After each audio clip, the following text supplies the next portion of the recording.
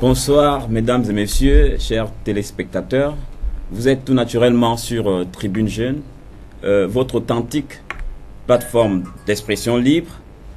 Nous sommes ici ce jeudi pour aborder le thème qui a débuté le mardi dernier. Il s'agit de l'entrepreneuriat. Sauf qu'aujourd'hui, la question va être posée autrement, à savoir l'entrepreneuriat, système D ou défi de l'heure. Le mardi dernier, nous avons abordé l'entrepreneuriat au féminin. Il s'agissait de questionner les motivations qui permettaient aux femmes d'entreprendre et de comprendre comment elles arrivaient à concilier entreprise et femmes au foyer. Nous allons aborder ce sujet, bien évidemment, avec des invités. Nous avons parmi les invités, à ma gauche, nous avons Monsieur Bénicien Bouchedi. Bonsoir. Bonsoir. Monsieur Bénicien Bouchedi est poète engagé, doctorant, et il va nous entretenir sur son poème, son recueil de poésie, on peut l'appeler comme ça, Rêve mortel. Nous aurons également comme invité Monsieur Ibouanga, doctorant également et lauréat de ma thèse en 180 secondes. Il viendra justement nous parler de ce concours-là et voir comment cela a pu être possible. À ma droite, vous avez naturellement Monsieur Toby, notre consultant maison, le très très fort Toby. Bonsoir. Bonsoir. Comment ça va? Ça va, ça va. Et vos projets de vie? Projets de vie, c'est tous les jours qu'on les construit, c'est tous les jours qu'on les aménage. Malgré difficultés, on espère que, voilà, avec l'effort, ça ira pour le meilleur. Ok, ça ira pour le meilleur. Mesdames et messieurs, vous êtes sur une émission interactive et vous avez au bas de votre petit écran le numéro qui s'affiche, c'est-à-dire le 07 67 13 03 qui vous permet justement d'agir, d'intervenir de façon active sur l'émission. Donc, comme ça, nous allons démarrer le thème du jour, l'entrepreneuriat, système D ou défi de l'heure. Je vais d'abord demander à notre invité de marque ici de nous dire comment est-ce qu'il se sent en venant à Tribune Jeune. Merci déjà de m'avoir invité. C'est toujours un plaisir d'être sur un plateau télévisé avec les siens, discuter des questions qui préoccupent notre génération, surtout parce que c'est les questions de la survie de notre génération. Et naturellement, quand il est question de notre génération, forcément s'en préoccuper au plus profond de soi, parce qu'il faut défendre nos intérêts. Défendre les intérêts de notre génération, c'est inciter notre pays à aller de l'avant. Et inciter notre pays à aller de l'avant, c'est l'inscrire donc dans le concert des nations, en passant bien sûr à ce que, au destin de notre continent, donc l'Afrique forcément. Justement. Donc, je me sens bien, et puis on espère justement que on se fera plaisir. Ouais, merci, ça marche, on se fera plaisir. Les gens peuvent se demander pourquoi avoir invité un poète, un écrivain sur une plateforme où on parle de l'entrepreneuriat, système D ou défi de l'heure. Je veux préciser ici que la production artistique, comme la production littéraire, entre dans le cadre de l'entrepreneuriat culturel et créatif. Donc, c'est à ce titre-là que nous avons bien voulu vous avoir sur le plateau. Et puisque vous avez à votre actif 5 ouvrages déjà de poésie, je vais citer ici Le rêve nomade, publié en 2015 aux éditions Différences pérennes. Nous avons Silence de la contestation, publié en 2016 aux éditions Doxa. Nous avons Rêve mortel, qui fera justement l'objet de notre débat ce soir, publié en 2017 aux éditions Doxa. Vous avez ici Fais-moi frémir, publié en 2017, et un ouvrage qui est en édition, Cendre des mots. Oui, c'est bien cela. C'est ça? Bien sûr. Donc, comme ça, je m'en vais d'abord vous poser une question rapide. Pourquoi rêve mortel quand on parle d'une Afrique et d'une jeunesse africaine? Mais quand on parle d'une Afrique et d'une jeunesse africaine, comme vous dites, c'est parler de ces deux questions liées, c'est interroger réellement l'existence, bien sûr, plutôt le fonctionnement de la société à l'intérieur de ces espaces-là. Rêve mortel parce qu'il est question dans ce texte de peindre l'Afrique telle qu'elle se présente à moi. Ce n'est pas peindre l'Afrique qui délique en fait. On est hors du pays, on essaie d'écrire une Afrique de souvenirs, on écrit ce qu'on entend, ce qu'on voit à la télévision, parce que ce qu'on voit à la télévision n'est pas forcément la réalité. Et il faut peindre l'Afrique dans sa réalité, en fait, dans tout ce qui est vrai, dans toute sa forme la plus palpable. Et donc, Rêve mortel peint malheureusement ce rêve africain qui se meurt, en fait. Le rêve d'une Afrique normale qui se suicide par le fait des génocides, par le fait des crises politiques, des crises sociales, par le fait de l'immigration, par le fait des dictatures, par le fait de la misère, de la pauvreté, de la faim. Rêve mortel, c'est l'espoir d'une génération africaine qui se meurt tous les jours. Mais regardez comment aujourd'hui nos tout petits garçons s'entraînent au suicide, au crime, alors que les enfants des riches, les enfants des X comme je les nomme, eux, ils s'entraînent plutôt à la dictature. Et ça fait finalement que dans ce genre d'espace où on ne rêve plus, où le seul rêve qui nous reste possible, c'est celui de la mort des sens, la mort des valeurs, la mort de nos identités, la mort de notre culture. Mais finalement, qu'est-ce qui nous reste? Le désespoir. Mais ce désespoir, faut-il bien sûr s'y asseoir, plutôt faire une sorte d'apologie au désespoir ou aux lamentations? Non. Ce qu'il faut, c'est qu'il faut peindre l'Afrique telle qu'elle se présente, il faut peindre le Gabon tel qu'il se présente, tout en proposant une autre vision, en fait, celle sur laquelle s'asseoir pour réfléchir, celle sur laquelle devraient s'asseoir des véritables fondamentaux de construction, pour, en fait d'espérer une certaine, on va dire quoi, un certain idéal. Parce que quand on passe de la destruction, quand on passe de la mort à la vie, la Bible dit d'ailleurs, le passage de la vie à la mort à la vie, pardon, mais ce passage, cette résurrection de l'espérance africaine par sa jeunesse doit être aussi une base de proposition. Et naturellement, Rêve mortel en cela n'est pas seulement une sorte de recueil de positions qui s'insurge contre la vie africaine, contre le malaise existentiel, mais c'est aussi, et plus encore, je veux dire mieux encore, un recueil de propositions. Parce que, naturellement, dans ce texte, vous trouverez, si vous l'avez bien lu, vous trouverez beaucoup de propositions qui, je pense, peuvent profiter non seulement aux dirigeants africains, mais plutôt à la jeunesse africaine, afin de penser une autre façon de se comporter dans notre société et espérer les meilleurs jours. Donc, redonner espoir à la jeunesse africaine en procédant à une sorte de destruction pour mieux reconstruire. C'est un peu ça? Bien sûr, c'est Rêve mortel. Ce texte se présente, comme me disait un ami, comme une sorte de délivrance, en fait. C'est une Afrique des démons, je veux dire une Afrique démoniaque. C'est des pays qui sont englués dans la mort, en fait. C'est la mort ici qui s'est faite chère. Mais que faut-il faire? Il faut délivrer cette Afrique de ses turpitudes. Il faut délivrer cette Afrique de son malaise. Et quand on sort de là, quand on est délivré, comme des bons chrétiens, qu'est-ce qu'on fait? On change de façon de se comporter. On change de posture sociale. On change de posture gouvernementale. Justement, on change de posture gouvernementale.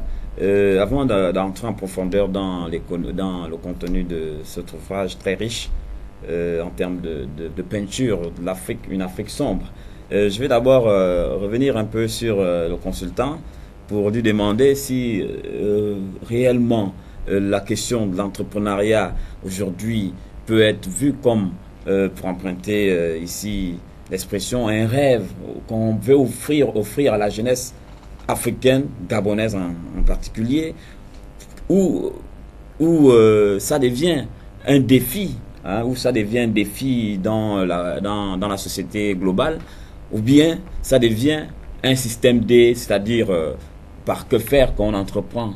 Est-ce que on peut dire que à travers l'entrepreneuriat, la jeunesse gabonaise peut retrouver le rêve? Disons simplement, merci pour la question. Hein. Disons simplement que les trois propositions, hein, les trois ou emploi que tu emploies se rejoignent. Est-ce que c'est l'entrepreneuriat vu comme un défi, est-ce que c'est un défi? Est-ce que c'est un défi de l'heure pour la jeunesse? Est-ce que c'est un système D? Et troisièmement, je crois, est-ce que c'est... Ça peut permettre le rêve. Ça peut permettre le rêve. Oui, ça peut permettre le rêve. Est-ce que c'est un rêve? D'abord ça. Est-ce que c'est un rêve?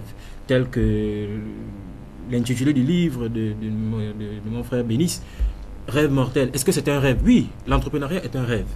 Tout part d'abord d'un rêve. Tout va d'un rêve. Martin Luther King disait, I have a dream. J'ai fait un rêve. J'ai fait un rêve que je construirai, par exemple, je monterai une entreprise de distribution. Voilà. J'ai fait un rêve que je monterai une entreprise de cosmétiques. J'ai fait un rêve que je ferai ceci ou cela.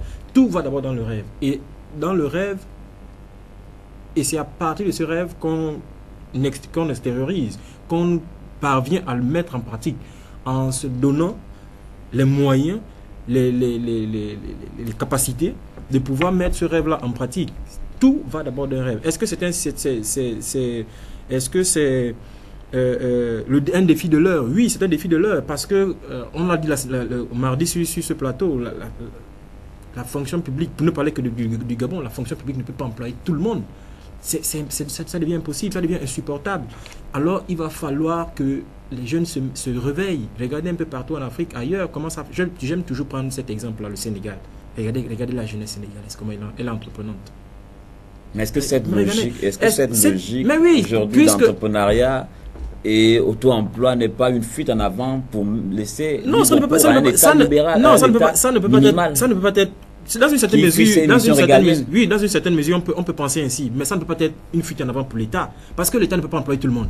Ça, c'est ce qui est clair. Il faudrait qu'on soit clair là-dessus. L'État ne peut pas employer tout le monde. Et si l'État ne peut pas employer tout le monde, il faut donc inciter la jeunesse, il faut inciter les jeunes à pouvoir entreprendre, à pouvoir devenir chef d'entreprise, à pouvoir devenir PDG de soi-même, à pouvoir devenir directeur d'entreprise de soi-même. Mais avec quels moyens? Mais avec quels moyens? Tout est parti, chacun.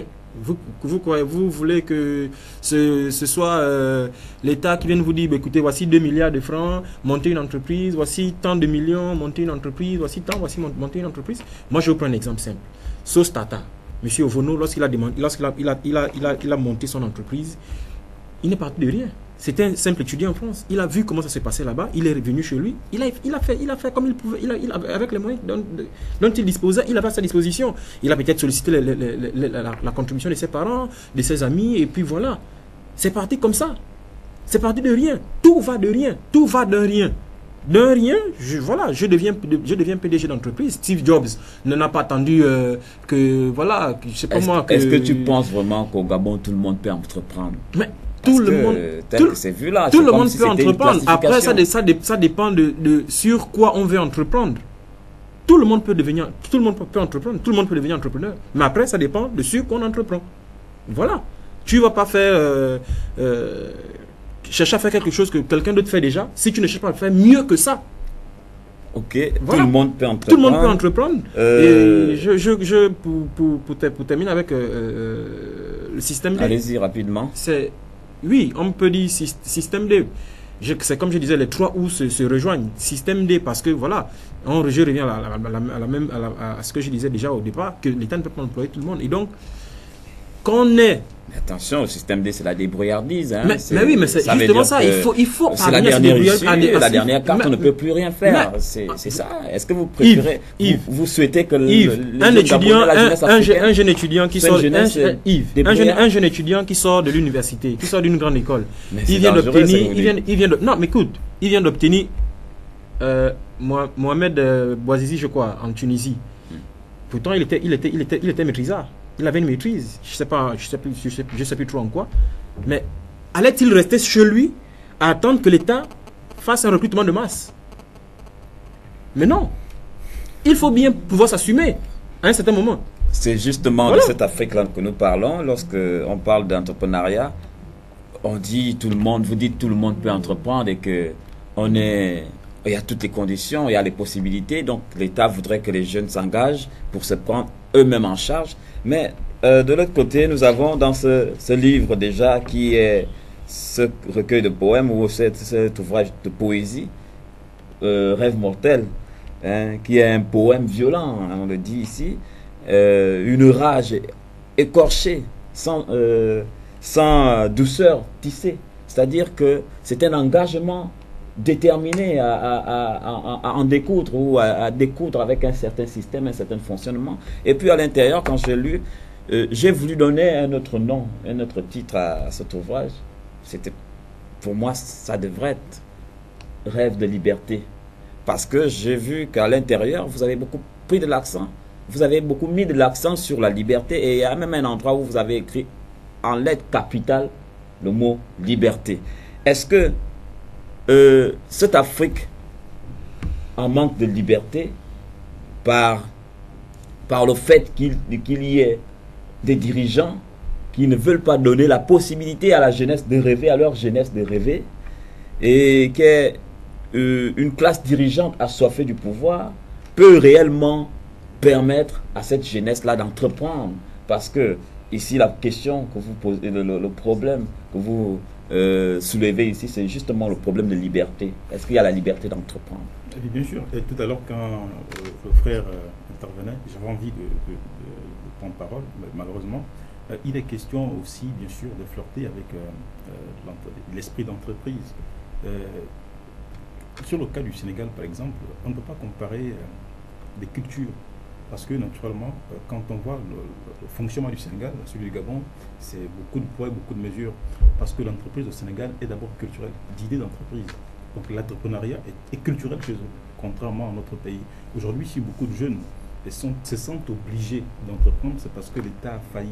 Mais l'État a failli parce que nous sommes dans une situation où notre pays n'a qu'entendre les discours des anciens ou des aînés qui vous disent à notre époque, on avait des bourses. À notre époque, on apprenait gratuitement. À notre époque, l'État mettait tout en place pour qu'on réussisse. Mais seulement ces aînés ayant réussi, ils militent pour que notre époque soit la plus misérable. Ils font finalement qu'aujourd'hui, nous ne jouissions plus des mêmes biens, des mêmes avantages, merci, qu'ils ont profité, bien sûr, que ce pays leur a offert. Et c'est dommage.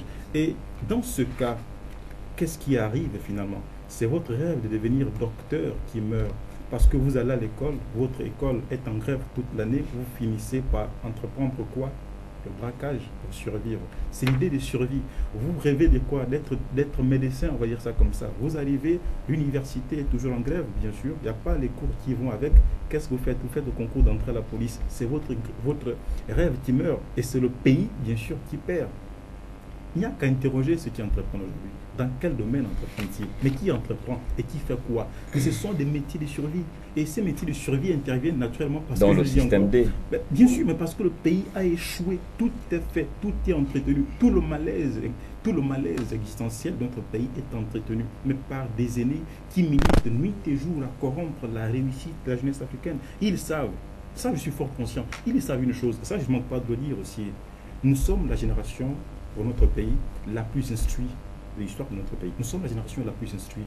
Nous sommes la génération également la plus diplômée.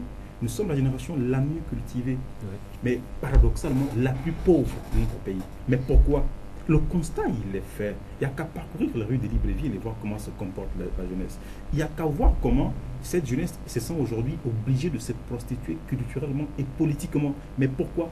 Parce qu'ils se sentent minablement déçus par le comportement des aînés. Mais parce qu'ils se sentent obligés. D'ailleurs, je veux dire quoi?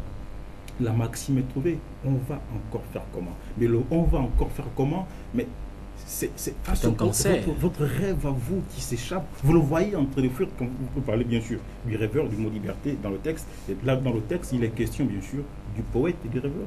Le rêveur qui est la société africaine et mondiale dans sa globalité, qui choisit pour vivre d'emporter un poète qui doit peindre chaque pas de sa vie, qui doit peindre chaque moment de son existence. Mais c'est la misère, mais c'est le braquage, c'est la mort, c'est le viol, c'est le vol, c'est l'empoisonnement, c'est le suicide. Mais c'est tous ces mots qui font finalement qu'il n'y a pas de liberté. Les libertés sont emprisonnées, empoisonnées, sont tues, justement parce que les gens ont peur. Et là, dans le texte, quand on parle bien de liberté, le poète dit simplement qu'on n'arrête pas la liberté. où que vous soyez, on ne peut pas vous arrêter de penser. On peut vous empêcher d'agir, mais on ne va jamais vous empêcher de penser. Et la seule liberté qui existe aujourd'hui pour les jeunes africains, c'est de penser, c'est d'espérer à travers l'idée qu'en fait, il peut avoir une possibilité de changer les choses. Mais ce changement de choses doit passer par le changement de mentalité, par le changement de posture, par le changement de comportement, par le changement de soi. Mais c'est la purge contre les idéologies reçues, c'est la purge contre les attitudes, je veux dire, nauséabondes qui font finalement que même les intelligences qu'on veut promouvoir se taisent, se laissent clochardiser par des moins intelligents. Mais c'est aussi le rêve, comme je disais tout à l'heure, de l'esprit d'entreprise qui meurt. Parce que finalement, ceux qui entreprennent se laissent également corrompre, se laissent influencer. Tout de suite, quand vous entreprenez sérieusement, vous vous laissez emporter par votre engouement, par vos propres moyens. On cherchera toujours le bouc émissaire. Mais qui est derrière ce jeune qui fait si bien? On va chercher à vous coller un leader politique derrière. Justement parce qu'au Gabon, même ceux qui entreprennent sont suspectés. Oui. Et ça fait quoi? Ça fait que cette jeunesse qui veut aussi entreprendre a finalement peur. Mais la peur tue l'avenir. La peur avorte les meilleurs projets qui existent en fait. Et nous sommes là dans quoi? Dans l'idée de la fatalité. Mais faut-il laisser la fatalité se perpétuer? Non, il faut que ça s'arrête.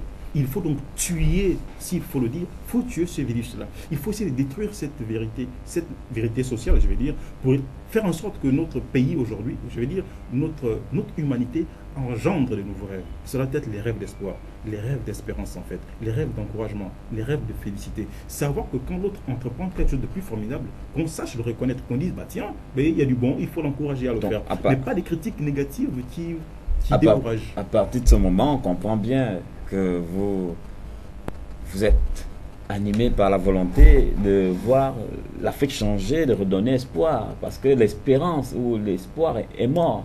Et la jeunesse africaine n'a plus d'idéal, ne rêve plus un idéal, mais est dans les sanctuaires de la mort. Parce que forcément. Non, pas forcément. Bon, il faut préciser les choses en fait. Je ne dis pas que la jeunesse africaine est dans le sanctuaire de la mort. C'est juste que j'ai dit la jeunesse africaine est hantée par la mort. Et c'est la mort de tout et à tous les niveaux. Vous voyez? Mais quand je parle d'espérance, je ne dis pas que notre société est dénudée de modèles. Mais c'est juste qu'ils sont rares. Regardez sur le plan politique, on veut se référer à quel modèle au Gabon aujourd'hui? Il n'y a pas. Pour moi, je dis bien pour moi en politique, il n'y a qu'un modèle. Sur le plan culturel, par exemple, oui. Je parlerai bien sûr de Pierre Claver Akenenge qui inspire tant de jeunes. Ouais. Mais est-ce que notre pays valorise l'art de Pierre Claver, l'œuvre de Pierre Claver Akenenge? Non. Mais parce que dans ce pays, on ne valorise pas ceux qui militent pour le changement. On ne valorise pas ceux qui participent à la construction du projet. On valorise plutôt les cancres. C'est la médiocrité. C'est la médiocrité qui est encensée. Et c'est dommage. Est-ce qu'on peut dire que cette colère-là peut justement être reflétée par cette forme que vous donnez à votre style ici, à l'écriture?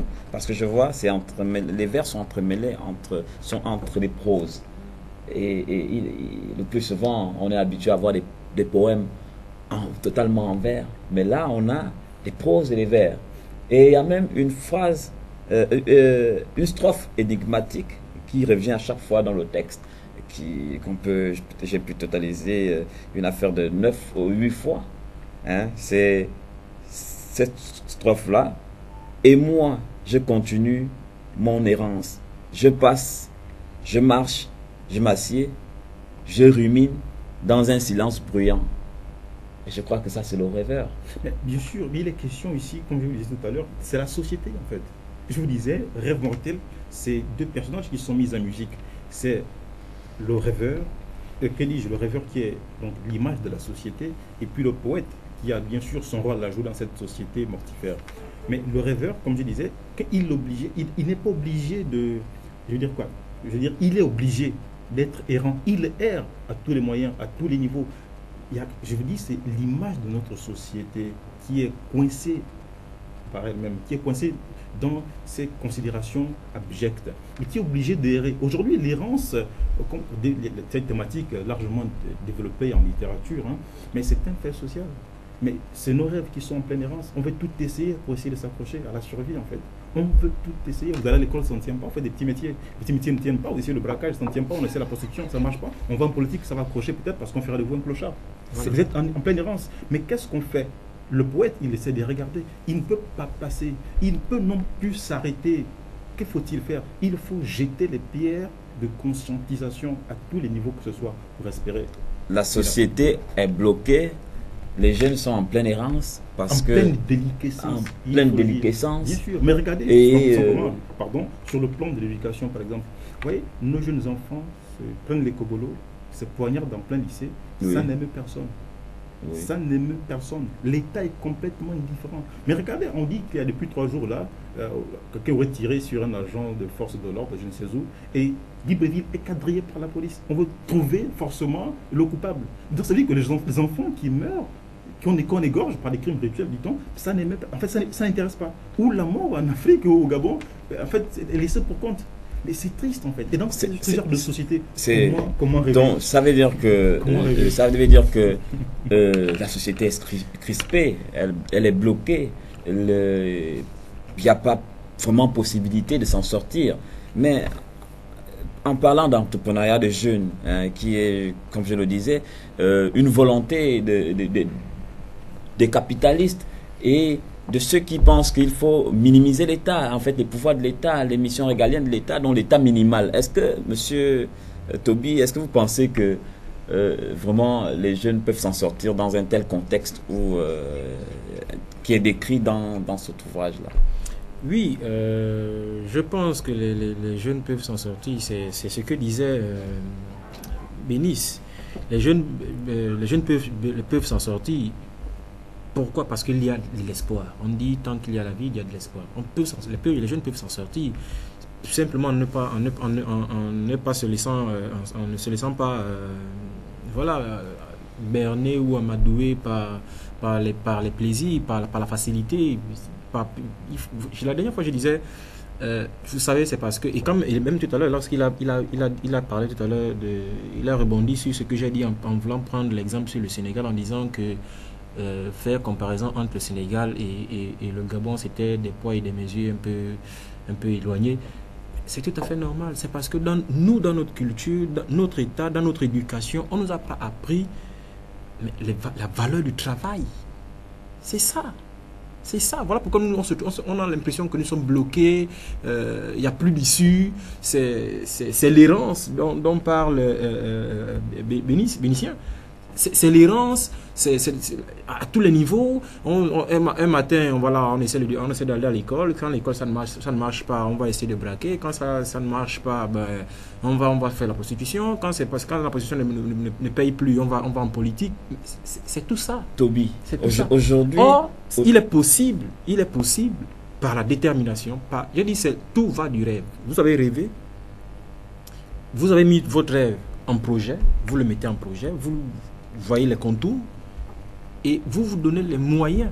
Certes, il y a des blocages à tous les niveaux. Tout va du rêve, du rêve. On connaît des jeunes qui ont des diplômes, qui ont des masters, pas des doctorats, des bacs masters, et qui errent dans toute la société et qui disent aujourd'hui faire de l'entrepreneuriat lorsqu'il s'agit, par exemple, de vendre des tricots dans les lycées, lorsqu'il s'agit de vendre des toffins dans les milieux ou les croquettes n'importe où. Ça, c'est de l'entrepreneuriat qu'on considère chez nous. Est-ce que vous pensez que cette forme d'entrepreneuriat déjà, qui est connue comme un entrepreneuriat en Afrique informel, est-ce que cette forme d'entrepreneuriat honore vraiment la jeunesse africaine apprenante ou qui du moins qui a quand même de mon point de vue qui a rêvé plus grand? De mon point de vue, oui, il faut toujours rêver plus grand. Après, si on ne parvient pas à atteindre ce rêve-là, le plus important aurait été d'avoir essayé. De mon point de vue, ce genre d'entreprise fait vendre des coquerettes, vendre, je sais pas moi, même se retrouver à la gare routière, malgré qu'on soit diplômé, se retrouver à la gare routière en train de vendre des vêtements. Mais il n'y a rien d'indécent à ça.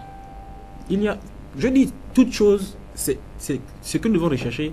Moi, je dis, c'est à notre jeunesse, il y a 2 choses que nous devons rechercher. Bénitien l'a dit tout à l'heure, nous sommes la jeunesse la plus instruite.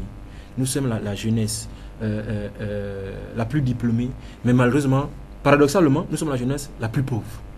Paradoxalement. La jeunesse la plus pauvre. Je dis, tant qu'il n'y a pas de déshonneur à se retrouver à Montbouet, je ne sais pas moi dans quel coin de Libreville, en train de faire du commerce, en train de faire un petit métier. Ne réclamez rien à ce dernier-là, pourvu qu'il s'en sorte. Oui. Pourvu qu'il s'en sorte. Justement, voilà. Pourvu qu'il s'en sorte, tous les moyens sont bons. Par que faire, on peut s'en sortir. Avant d'arriver au quiz et de prendre l'autre invité, je voudrais revenir vite chez Bénitien pour comprendre concrètement si cette volonté qui est mise ici à contribution, c'est-à-dire de revenir un peu comme une bouée de sauvetage à la jeunesse africaine, puisque vous le dites ici, vous avez cette volonté de redonner espoir.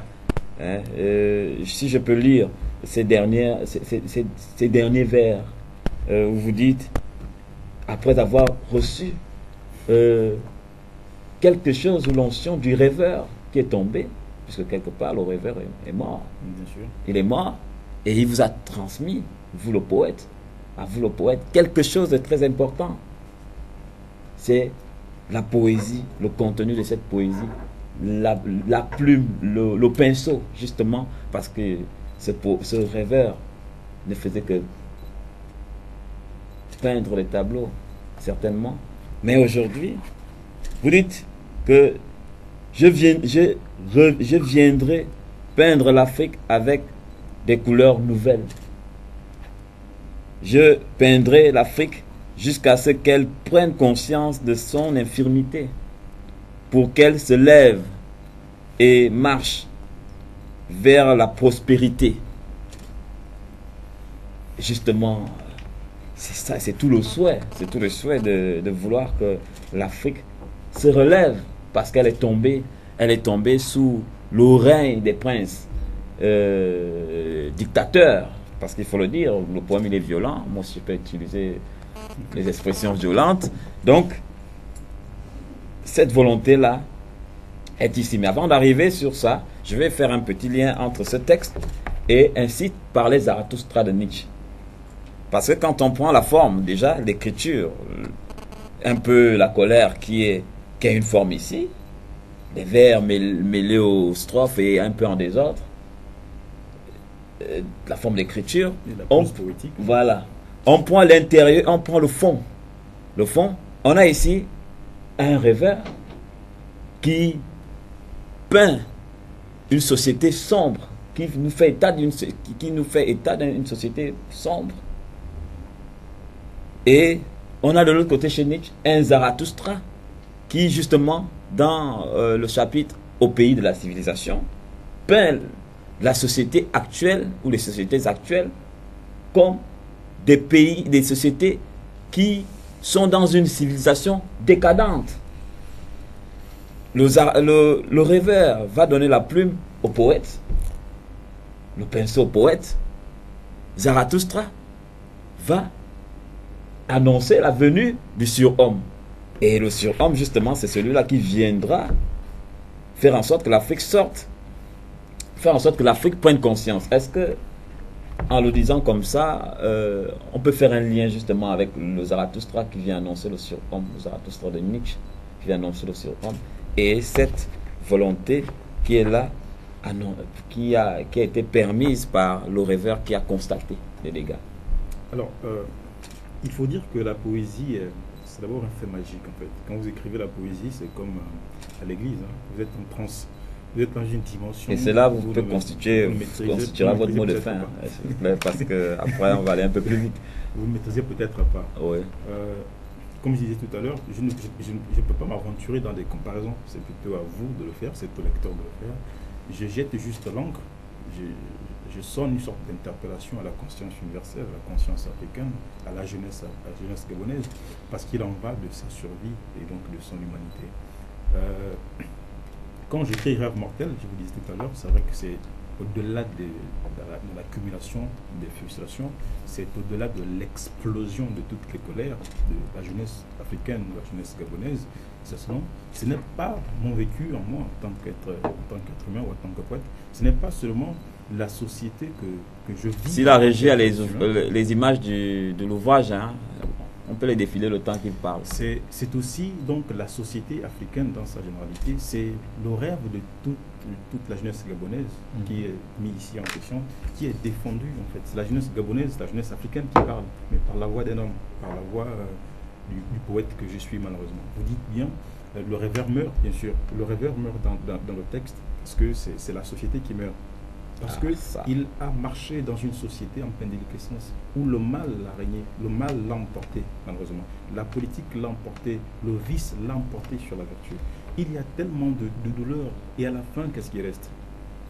À la fin, qu'est-ce qui reste? Puisqu'il était en plein voyage, je vous le disais tout à l'heure, avec le poète l'a accompagné dans la trajectoire de son rêve. Il a foulé tous les couloirs de la société humaine. Il a parcouru de long en large la misère de l'homme, la misère de l'humanité, en parlant des guerres civiles, des colères géopolitiques, des maladies bien sûr, des écoles qui se font, parce qu'il faut avouer, aujourd'hui, l'école est morte. Les gens ont du mal à réaliser. J'en discutais encore hier avec un ami qui me disait, tiens, c'est incroyable, cette année, les enfants passeront le bac de façon normale, alors que depuis plus de 6 ans, le bac n'a plus eu lieu, en fait, n'a plus une année normale, les enfants passent le bac à la fin. Vous voyez? Donc, même réussir ce qu'on faisait normalement devient assez admirable. L'école publique meurt, ça n'aime personne. La jeunesse est clochardisée, ça n'aime personne. Mais qu'est-ce qui reste dans cette Afrique? C'est la peinture obscure. Mais cette peinture n'est pas rendue obscure pour me faire plaisir à moi. Ce n'est pas que je suis heureux d'écrire ces colères. Je voudrais bien un jour écrire un texte axé sur l'amour. On parle bien du coït, on parle du bonheur, on parle des enfants qui réussissent, on parle bien de l'entrepreneur, de l'entreprise. Mais malheureusement... Bénicien, en 2 mots, qu'est-ce que vous pouvez dire à cette jeunesse-là en 2 mots, parce que nous allons... Bien sûr, je disais tout à l'heure, cette peinture mienne est le reflet de notre Afrique, de notre humanité, donc notre société. C'est inviter la jeunesse africaine à ne pas désespérer, parce que je ne suis pas pessimiste en fait. Je crois à cette jeunesse africaine, je crois à son talent, je crois que notre humanité est possible, mais pour qu'elle soit possible, il faut protester. C'est là le titre d'ailleurs, tout le bien de lire Silence de la contestation, mon texte précédent. Il faut protester pour revendiquer ses droits, revendiquer son humanité, revendiquer ce qui nous revient de droit. Mais revendiquer ce qui nous revient de droit, c'est d'abord savoir de quoi il est question, donc s'instruire. Et Rêve mortel se propose ici, en fait, se présente comme une sorte de où est-ce qu'on peut se le procurer rapidement? C'est une sorte de correspondance à la jeunesse africaine dans la conscience gabonaise que j'espère prendra conscience de son extrémité et espérer de meilleurs horizons pour lui. Entreprendra bien sûr de meilleurs horizons pour son avenir. Où est-ce qu'on peut Rêve mortel est disponible à la librairie universitaire, c'est à l'université Margongo, à la librairie Le Savoir, c'est au rond-point de Nzayan, mais aussi à Géant Sikado, c'est en ville. Ok, merci Bénicien, merci vraiment de nous avoir éclairé sur cet ouvrage-là, Rêve mortel, qui a un lien direct avec ce que nous avons arrêté comme thème. Et nous allons demander à la régie si elle peut nous balancer le quiz pour que nous recevions par après notre invité Ibouanga.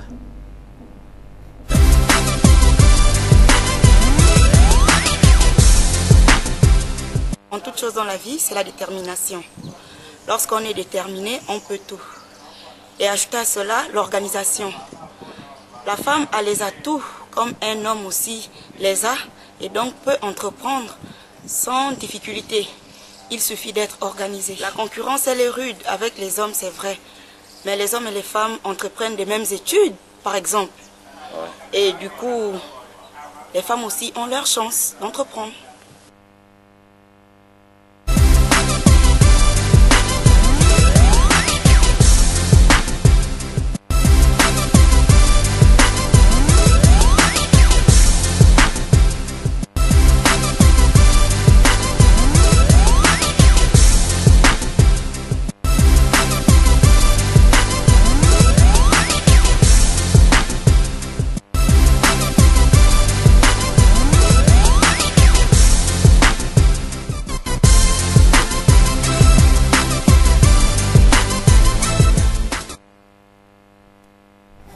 Nous sommes de retour sur Tribune Jeune, sur le même thème, l'entrepreneuriat, système D ou défi de l'heure. Et nous avons d'autres invités.